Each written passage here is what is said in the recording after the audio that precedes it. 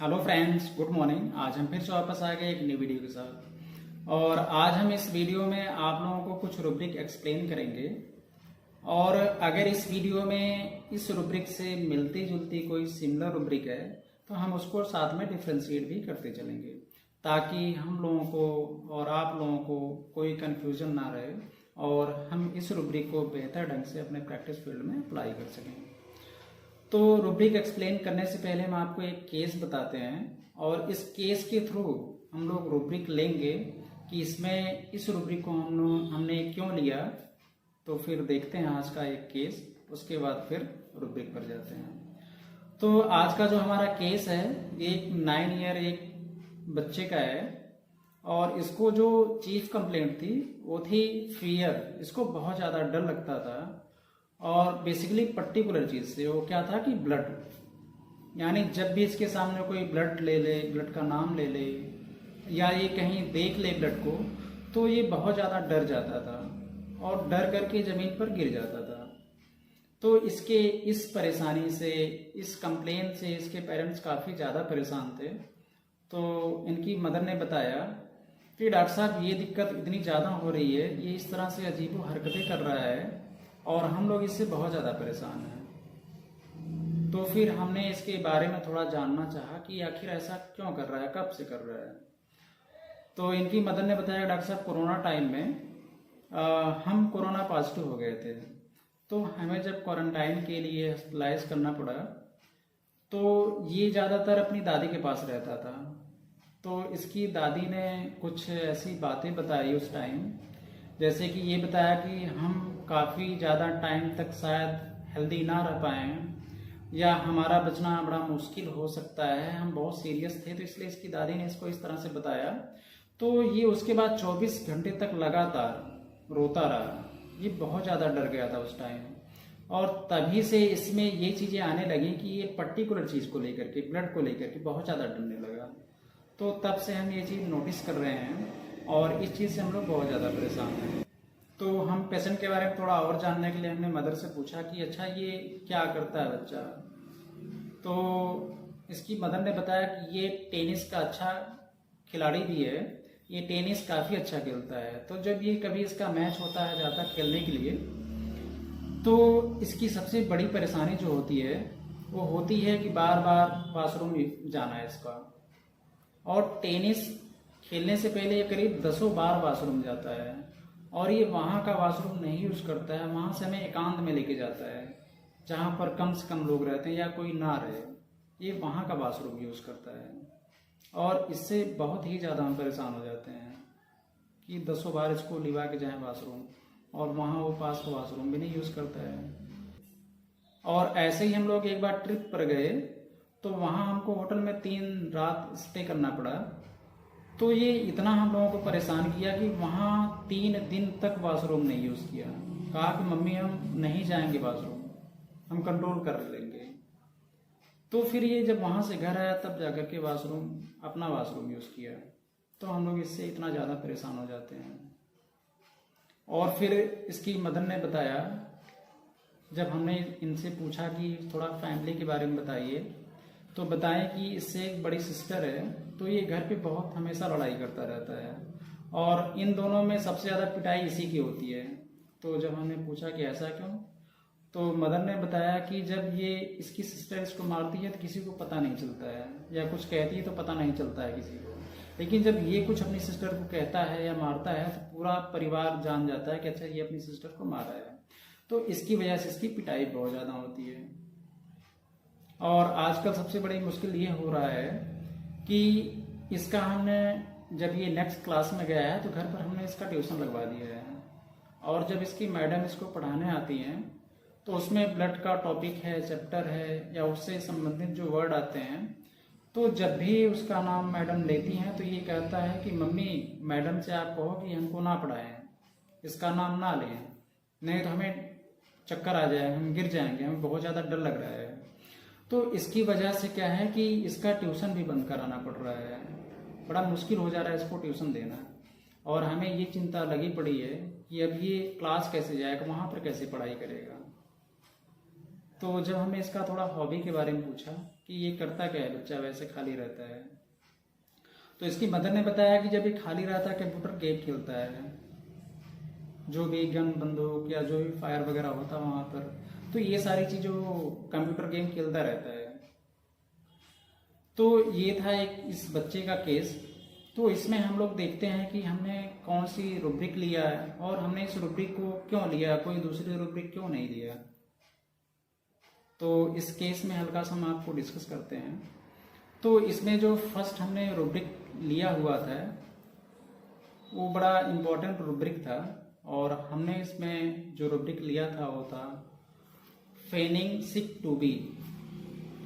और इसका लेने का मेन हमारा ये मोटो था कि जब इसकी मदर ने कहा कि इसको ब्लड से डर लगता है, तो यहाँ तो लगा कि हमें कोई दूसरी रूब्रिक लेना चाहिए। बट जब इनकी मदर ने बताया कंप्यूटर गेम खेलता है, तो वहाँ पर जब भी गन से गोली लगती है किसी को भी, वहाँ तो भी ब्लड निकलता है। तो हमारे माइंड में ये चीज़ स्ट्राइक किया कि वहाँ पर ब्लड देख के इसको कुछ नहीं होता, वो गेम खेलता रहता है कंटिन्यू। और जब इसको कोई कुछ कहता है पढ़ने के लिए या कुछ इस तरह करता है, तो ये इस तरह इसको दिक्कतें होने लगती हैं। तो ये चीज़ थोड़ा अनकॉमन चीज़ था जो हमें लेना पड़ा इस रूब्रिक को, कि feigning sick to be. Rubric feigning sick to be, चूंकि फेनिंग का मतलब होता है बहाना बनाना या बहाना करना। तो इस रूब्रिक का लेने की एक और बड़ी वजह थी, क्योंकि जब इसके सामने कोई ब्लड का नाम लेता था या ये ब्लड कहीं देख लेता था, तो इसको बहुत ज़्यादा डर लगता था और ये ज़मीन पर गिर जाता था। तो इसको सुनने से या यहाँ पर जब उसकी मदर ने बताया, तो यहाँ लगा कि इसको रियल में डर लग रहा है, ये कोई बहाना नहीं कर रहा है। लेकिन जब इसकी मदर ने बताया कि ये कंप्यूटर पर गेम खेलता है, क्योंकि वहाँ पर भी जब गन से कोई मार रहा है वहाँ भी तो गोली लग रही है, तो वहाँ पर भी ब्लड निकलता होगा। तो इसको टीवी में ब्लड देखने से चक्कर आ रहा है, लेकिन वहाँ कंप्यूटर पर जब गेम खेलता है, जबकि वहाँ अकेले खेल रहा है, वहाँ इसको डर नहीं लग रहा है। तो यहाँ पर हमारे माइंड में एक चीज़ आया कि ये रियल में इसको डर नहीं लग रहा है, या हो सकता है रियल में इसको डर लगता हो थोड़ा बहुत, लेकिन उस चीज़ को इतना ज़्यादा बढ़ा करके एक्टिविटी कर रहा है, एक्टिंग कर रहा है कि हमको बहुत ज़्यादा डर लग रहा है और ज़मीन पर गिर जा रहा है। तो उस कंप्यूटर के गेम से हमें ये थोड़ा सा माइंड में स्ट्राइक किया कि हमें यही रूब्रिक लेना चाहिए था, फेनिंग सिक टू बी। क्योंकि इसको डर तो इतना ज़्यादा नहीं लग रहा है, बट स्कूल ना जाने से या स्कूल ना जाना पड़े, हमें पढ़ाई ना करना पड़े, इसकी वजह से इतना ज़्यादा उस चीज़ को बढ़ा चढ़ा करके दिखा रहा है कि हमें बहुत ज़्यादा डर लग रहा है। तो यहाँ पर हमने इस रूब्रिक को इसलिए लिया हुआ था, फेनिंग सिक टू बी। तो ये था आज का हमारा rubric, feigning sick to be. और आज की जो हमारी सेकेंड रूब्रिक है वो है एंटीसिपेशन एग्जामिनेशन बिफोर।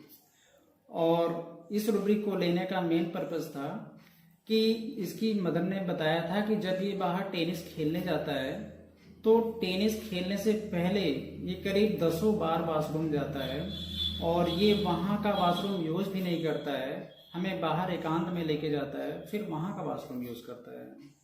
और ये इसका एग्ज़ाम के पहले, लाइक जो टेनिस खेलने जा रहा है उसका एग्ज़ाम हो, और उसके पहले ये 10 बार वॉशरूम जाता था। तो इसलिए हमने ये रूब्रिक लिया हुआ था, एंटीसिपेशन एग्जामिनेशन बिफोर। और जो हमने थर्ड रूब्रिक लिया हुआ था वो था एलिमेंट्स फ्रॉम एंटीसिपेशन।